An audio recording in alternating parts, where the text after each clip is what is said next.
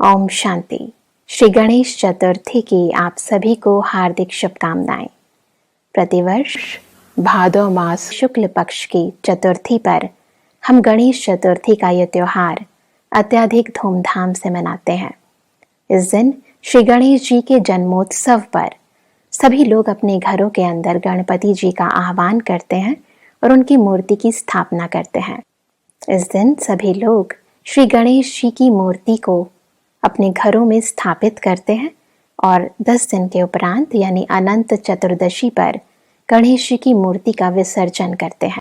श्री गणेश जी की स्थापना, पालना और विनाश संपूर्ण मनुष्य सृष्टि को बहुत ही सुंदर पैगाम देते हैं।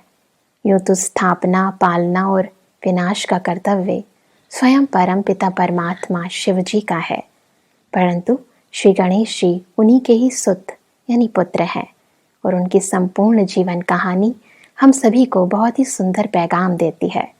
श्री गणेश जी की जन्म कथा अत्यधिक रोचक है। कहते हैं कि एक बार पार्वती जी अपनी सखियों के संग स्नान कर रही थी।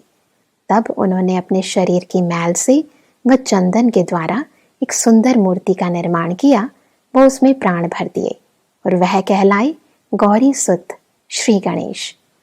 और तब गौरी ने यानी पार्वती जी ने गणेश जी को आज्ञा दी कि वह किसी को भी अंदर आने की अनुमति ना दे और अपनी माता जी की आज्ञा अनुसार श्री गणेश बाहर पहरा देने लगे। और तब कहते हैं कि वर्षों की तपस्या के उपरांत शिव जी वहां प्रकट हुए और उन्होंने अंदर आने की अनुमति मांगी। और क्योंकि गौरी सुत श्री गणेश तो बहुत आज्ञाकारी थे, अतः उन्होंने अपने ही पिता को, क्योंकि वह उन्हें जानते नहीं थे, उन्हें अंदर आने की आज्ञा नहीं दी। और तब क्रोधित होकर शिवजी ने अपने त्रिशूल से श्री गणेश जी का गला काट दिया। और अपने पुत्र की आवाज सुनकर माता पार्वती जी भी वहां आई और बहुत ही ज्यादा क्रोधित हो गई। पार्वती जी के क्रोध को शांत करने के लिए शिवजी ने अपने अनुचरों को कहा कि आप उत्तर दिशा की ओर जाएं और जो भी आपको प्राणी सर्वप्रथम दिखाई दे उसका सिर काटकर यहाँ पर ले आए। और कहते हैं कि तब वह अनुचर उत्तर दिशा की ओर गए और वहां उन्हें सबसे पहला प्राणी दिखाई दिया, एक हाथी। तो वह उस हाथी का सिर काटकर शिवजी के समक्ष ले आए और कहते हैं कि इसके पश्चात शिवजी ने उस सिर को श्री गणेश जी के सिर के स्थान पर स्थापित कर दिया। बहुत ही रोचक ढंग से मनुष्य आत्मा की जीवन कहानी भक्ति मार्ग के अनेक कथाकारों ने लिख दी है। वास्तव में हम सभी परम पिता परमात्मा की संतान हैं, परंतु हम परमात्मा को जानते नहीं हैं। देह अभिमान इतना है क्योंकि हम सभी का जन्म इस शरीर से हुआ है और इस शरीर के भान के कारण हम स्वयं परम पिता परमात्मा जो ज्योति बिंदु हैं, निराकार हैं, उनको पहचान नहीं पाते।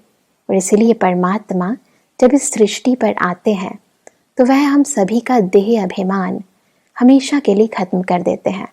और ये जो सिर है वह देह अभिमान का ही सूचक है और उसके स्थान पर जो परमात्मा ने हमें सिर दिया यानी जो हाथी का सिर दिया वह तो केवल एक सिंबॉलिक है, परंतु हाथी इस जानवर के लिए कहा जाता है कि as wise as an elephant and as faithful as an elephant, क्योंकि समस्त प्राणियों में हाथी को सबसे ज्यादा बुद्धिमान माना जाता है।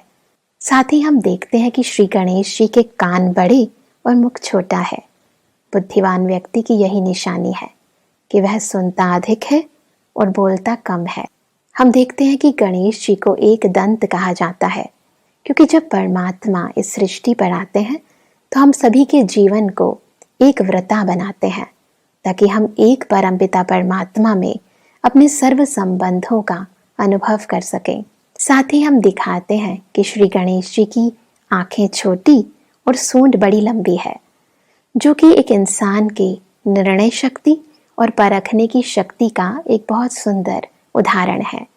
क्योंकि छोटी आंख बहुत ही छोटी से छोटी चीज को, महीन चीज को भी गहराई से देख सकती है और लंबी और शक्तिशाली सूंड बड़े से बड़े पेड़ों को भी उखाड़ फेंक सकती है। यानी श्री गणेश जी शक्तिशाली तो हैं, साथ साथ बुद्धिमान भी हैं। तो शक्ति और बुद्धि का बहुत ही सुंदर समन्वय है। वास्तव में श्री गणेश जी की संपूर्ण मूर्त ही ज्ञान युक्त है। उनके एक हस्त में कटारी है तो दूसरे हस्त में बंधन है, तीसरे हस्त में मोदक है तो चौथा वरद हस्त है, यानी वरदानी हस्त है। चारों के पीछे बहुत ही सुंदर भाव है। वास्तव में कटारी साधारण कटारी नहीं है, अपितु ज्ञान कटारी है। परमपिता परमात्मा हम सभी को अपने विघ्नों को दूर करने के लिए ज्ञान रूपी कटारी देते हैं। अर्थात यदि हमारे जीवन में कोई भी विघ्न आ जाए तो हम ज्ञान युक्त होकर उसका सामना करें। जैसे परमात्मा हमें बताते हैं कि हम सभी एक ही परमात्मा के संतान आत्माएं हैं। तो यदि हम आत्मिक स्मृति में रहकर हर कर्म करते हैं, आत्मा के सर्वगुणों को जीवन में धारण करके यदि हम हर एक समस्या का हल निकालना चाहें तो बहुत ही सहज निकाल सकते हैं। परमात्मा हमें संपूर्ण सृष्टि चक्र का ज्ञान देते हैं और इस ज्ञान के अनुसार जो हो रहा है वो अच्छा हो रहा है, जो हुआ था वो भी अच्छा हुआ था और जो होगा वो बहुत बहुत अच्छा होगा। यदि ज्ञान युक्त स्थिति में स्थित होकर इंसान अपने जीवन के अंदर हर कर्म करता है तो कोई भी विघ्न उसके जीवन में आ नहीं सकता। इसी प्रकार हर एक इंसान को जीवन में कुछ नियमों की जरूरत है, कुछ विधि विधानों की जरूरत है। तो परम पिता परमात्मा हमें मर्यादा पुरुषोत्तम बनाते हैं और ये मर्यादाएं ही वास्तविकता में बंधन है। यदि इंसान अपने जीवन के अंदर पवित्रता रूपी मर्यादा को धारण करता है, अपने जीवन में शुद्ध अन्न शुद्ध संग का ध्यान रखता है, तो उसका जीवन ही मर्यादित हो जाता है और ऐसा जीवन ही श्रेष्ठ कहलाता है। हम देखते हैं श्री गणेश जी के एक हाथ में मोदक है। आप जानते हैं कि मोदक को बनाना इतना सहज नहीं है। संगठन का प्रतीक है मोदक। एक एक बूंदी से मिलकर बनता है मोदक और बहुत ही मीठा होता है। जीवन में माधुर्य तभी आता है जब सर्व का सहयोग हो। तो गणेश जी का ये तीसरा हस्त हमारे जीवन में सहयोग की भावना को, जीवन में मिठास यानी मधुरता की भावना को बहुत ही सुंदरता से बताता है। और चौथा वरद हस्त, यानी वो हस्त है जिसके द्वारा हम हर एक को वरदान दे सकते हैं। वरदान वही दूसरे को दे सकता है जिसके जीवन में सर्व प्राप्तियां हैं, जिसमें कभी भी किसी से लेने की कोई इच्छा नहीं है। तो संपूर्ण संपन्नता का प्रतीक ये वरद हस्त है। हम देखते हैं कि गणेश जी की मूर्ति के अंदर उनका पेट बहुत बड़ा दिखाते हैं। आज इंसान के जीवन के अंदर समाने की शक्ति की बहुत ज़रूरत है और परमपिता परमात्मा के जो श्रेष्ठ पुत्र हैं यानी श्री गणेश, उनके अंदर ये बहुत ही सुंदर क्वालिटी है कि वह किसी की भी बात को समा लेते हैं।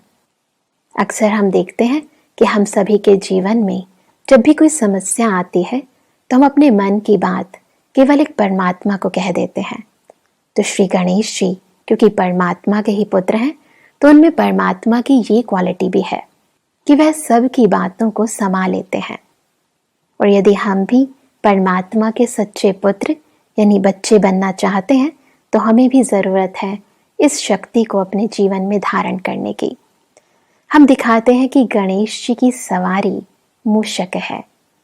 यूँ तो मूषक के ऊपर कोई बैठ नहीं सकता क्योंकि आप देखते हैं कि चूहा कितनी स्पीड से भागता है, परंतु वास्तविकता में ये मूषक माया यानी विकारों का प्रतीक है, विकृतियों का प्रतीक है। और जो इंसान इन विकृतियों पर विजय प्राप्त करता है वही सच्चा गणेश है। क्योंकि हम देखते हैं कि मूषक का स्वभाव बहुत ही चंचल होता है, वह हर चीज को कुतरता रहता है क्योंकि मूषक को ये पता नहीं है कि कौन सी चीज काम की है और कौन सी नहीं। चाहे वो इंसान का शरीर हो या कोई कागज हो, उसे किसी भी चीज के अंदर भेद का पता नहीं है। और मूषक का ये स्वभाव है कि जब भी वह किसी चीज को कुतरता है उससे पहले वो उस स्थान को सुन्न कर देता है। यानी जब हमारे जीवन के अंदर विकृतियां आती हैं तो हमें पता नहीं चलता है, और जब वह विकृतियां अपना कार्य कर देती हैं यानी जब खून निकलने लगता है तब हमें ये रियलाइज होता है कि हमारे अंदर ये कमी या कमजोरी आ गई है। परंतु श्री गणेश जी यानी परमात्मा के जो ज्ञानयुक्त संतान है, उन्हें ये पता है कि माया क्या है, यानी विकृतियां कौन सी हैं। तो जो आत्मा इन विकृतियों पर विजय प्राप्त करती है, जिन्हें हर एक विपत्ति का, हर समस्या का पहले से ही पता चल जाता है, क्योंकि उनकी निर्णय शक्ति, परखने की शक्ति बहुत तीव्र है, ऐसी आत्माएं इन विकृतियों रूपी चूहे पर सवारी कर सकती हैं। हम देखते हैं कि श्री गणेश जी की 2 पत्नियां हैं, एक रिद्धि और दूसरी सिद्धि। तो ऐसी आत्माएं ही संसार में संपूर्ण सफलता यानी सिद्धि को प्राप्त करती है और संपूर्ण प्रॉस्पेरिटी यानी संपन्नता को प्राप्त करती है।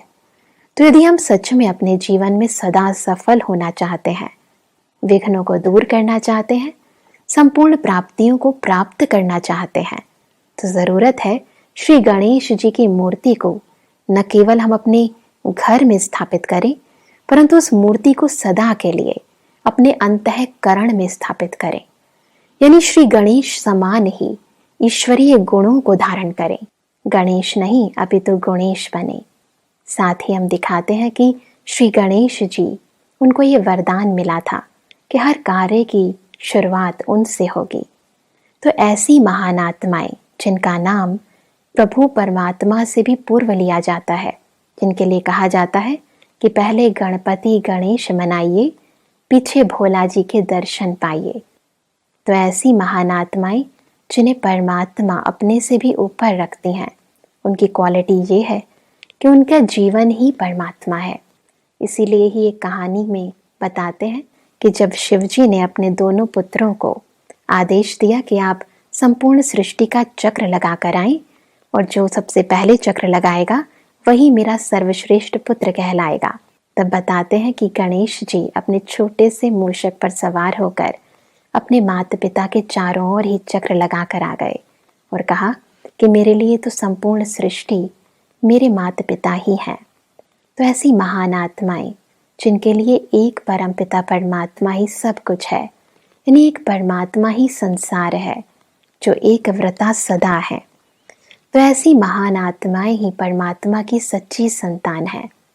तो क्यों ना इस गणेश चतुर्थी पर हम परमात्मा की सर्वश्रेष्ठ संतान बने, ताकि हर एक विघ्न पर हमारी विजय हो।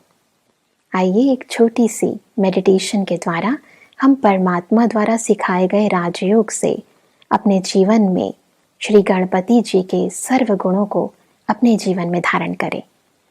तो कुछ देर के लिए आप शांत चित्त अवस्था में बैठ जाएं और महसूस करें कि आज के इस शुभ दिवस पर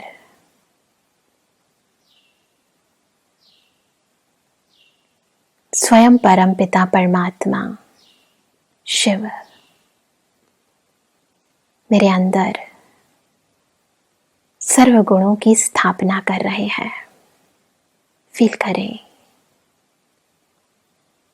परम पिता परमात्मा शिव ज्योति बिंदु निराकार, लाइट और माइट मुझ आत्मा में भरते जा रहे हैं। फील करें परम ज्योत से निकलती सुंदर किरणों को, जो मस्तक के मध्य मुझ आत्मा तक, आत्मा के अंतर तक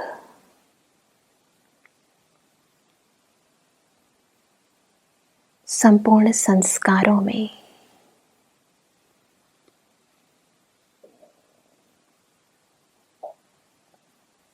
अंदर तक भर रही हैं। फील करें कि परम पिता परमात्मा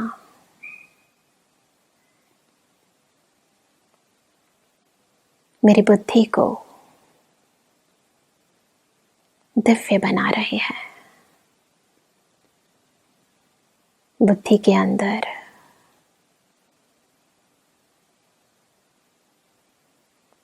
जो भी पुरानी बातें हैं,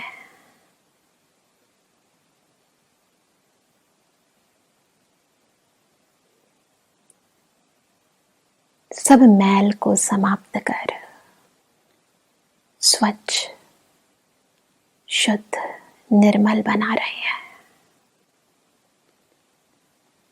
मेरे मन के सब व्यर्थ संकल्पों को समाप्त कर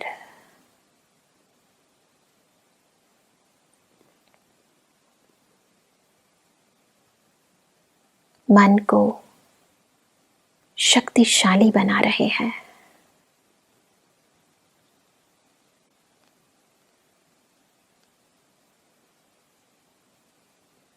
मेरे संस्कारों को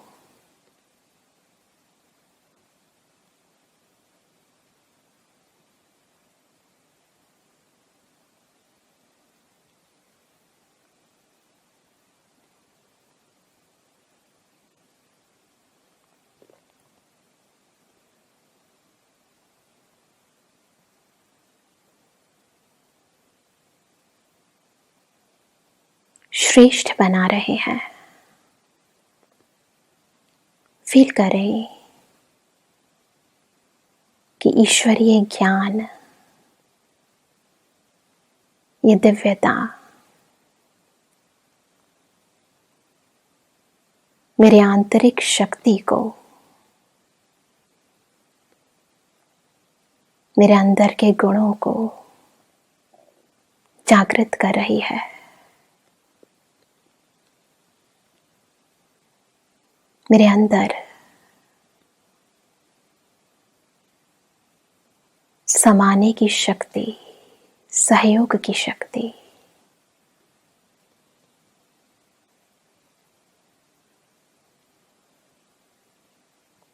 निर्णय शक्ति, परखने की शक्ति,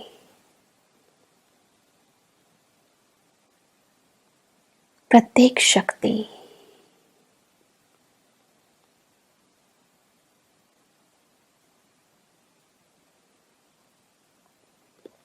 धीरे धीरे समाहित होती जा रही है। ये सत्यता की शक्ति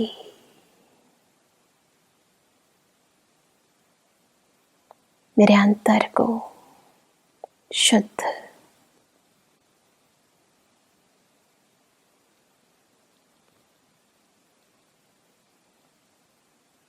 पवित्र कर रही है।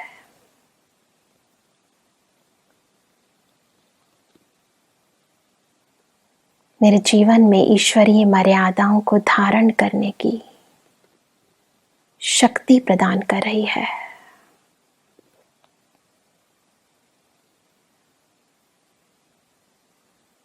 हर विघ्न को ईश्वरीय ज्ञान द्वारा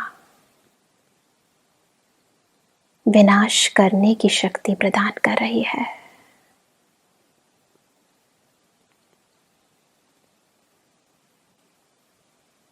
और फील करें कि मुझ आत्मा की ये शक्ति धीरे धीरे संपूर्ण वायुमंडल में प्रवाहित हो रही है।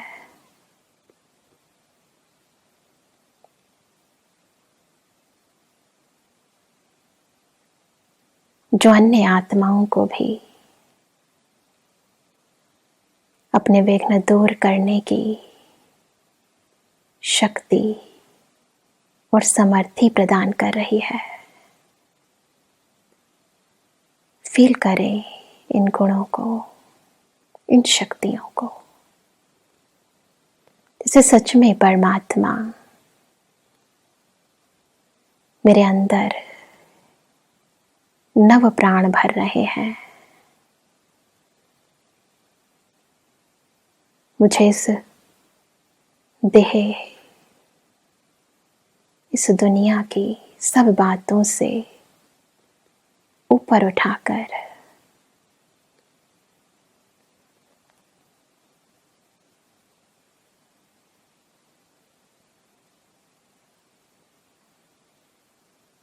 देही अभिमानी,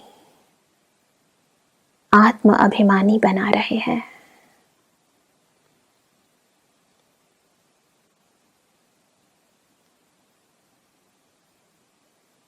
फील करें इन गुणों को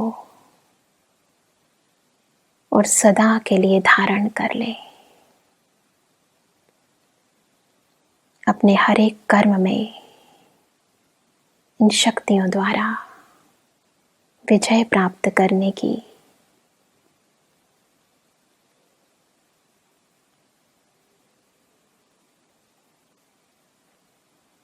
समर्थी को स्वीकार करें।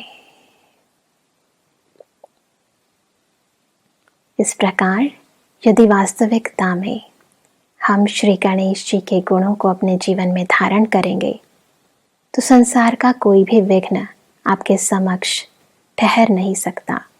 सदा आपकी विजय निश्चित है ही। यूँ तो 10 दिन के उपरांत हम गणपति जी की मूर्त को विसर्जित कर देंगे, परंतु उस मूर्ति में समाहित गुणों व शक्तियों को हम अपने जीवन में धारण करके सदा के लिए अपने कर्मों को श्रेष्ठ बनाएं तथा अपने व अपनों के जीवन को विघ्नों से दूर रखें। यही हमारी आप सभी के प्रति शुभ भावना व शुभकामना है। ओम शांति। भारत फिर भरपूर बनेगा,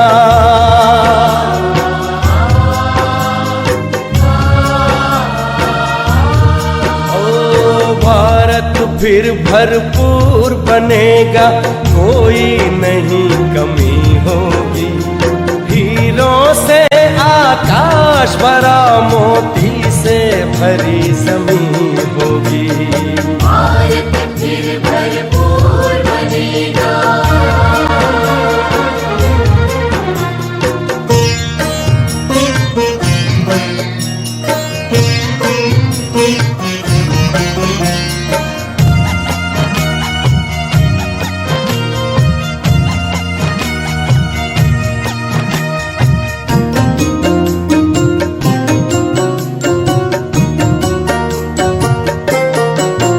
हर बालक कृष्ण कन्हैया सा, राधा सी हर बाला होगी। सुख शांति प्रेम पावनता की, वसुधा पहने माला होगी।